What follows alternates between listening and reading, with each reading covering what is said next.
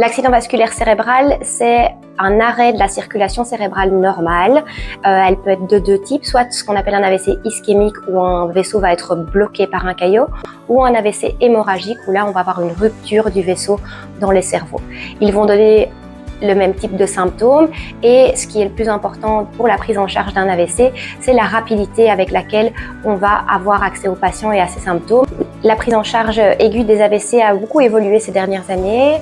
En phase hyperaiguë, on peut proposer aux patients deux types de traitements.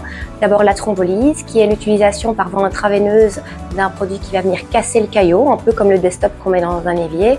Et pour certains cas plus spécifiques, on peut proposer la thrombectomie, qui va être le retrait mécanique de ce caillot qui vient bloquer le vaisseau du cerveau pour rétablir le flux normal. C'est la différence de notre hôpital où on propose la thrombectomie qui n'est pas disponible partout en Belgique et ce parce qu'elle demande une expertise importante non seulement des intervenants, un plateau technique et une collaboration entre les différents services d'urgence, de réanimation et d'anesthésie qui rend cet acte vraiment très spécifique. Donc l'AVC, c'est vraiment une urgence absolue. Si on a un doute sur un symptôme d'un AVC, on appelle le 112, on se présente directement aux urgences pour avoir une prise en charge optimale.